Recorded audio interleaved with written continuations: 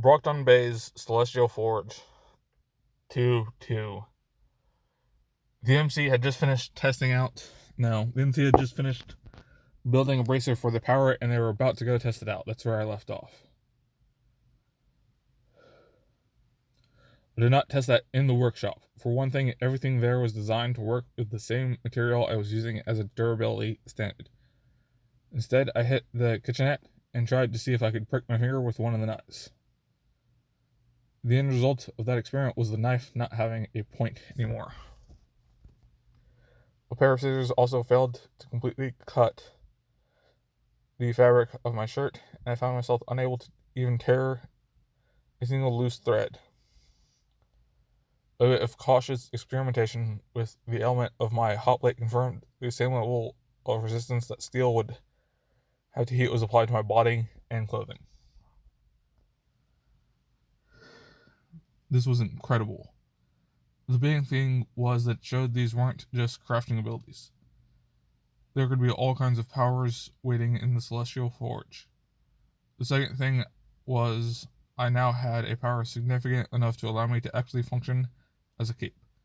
I wasn't completely sure I was bulletproof, but I was probably bulletproof.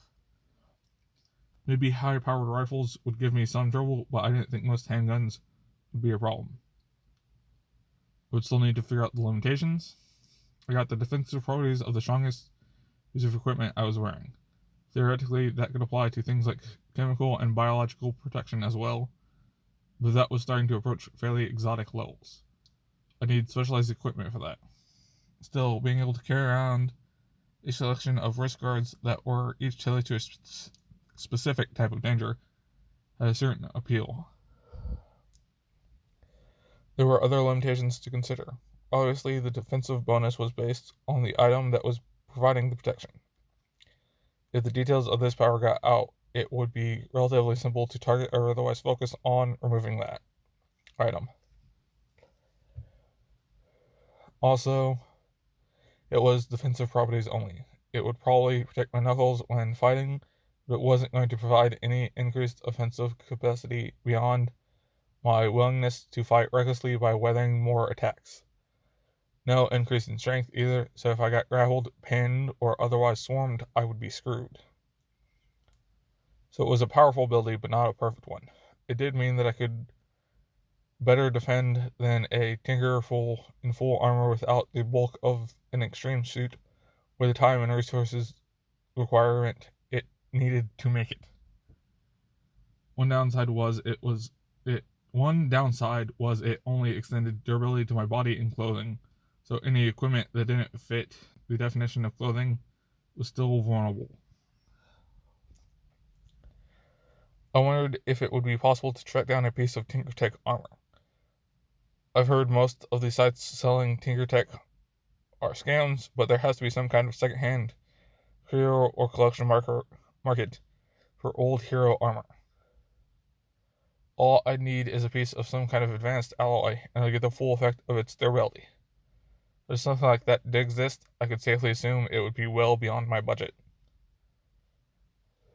My first Tinker Power had arrived, and it worked out to be effective invincibility as long as I played things smart. I would still need to worry about suffocation and probably chemical and biological attacks. Good thing there wasn't any cape in Brockton specialized in the use of poisons.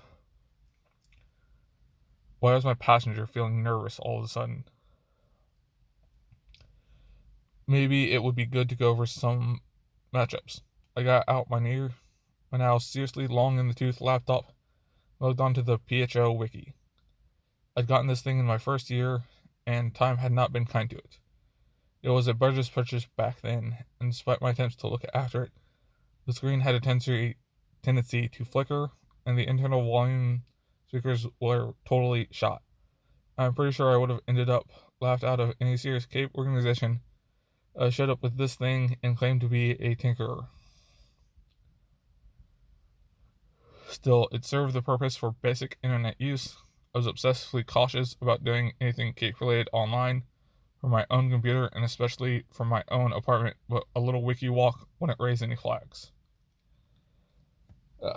And that's where I'm going to have to stop because my throat is starting to burn. And I have to do other videos in a few hours. Because I'm getting behind again. But whatever. Thank you for listening, if anyone's even been listening.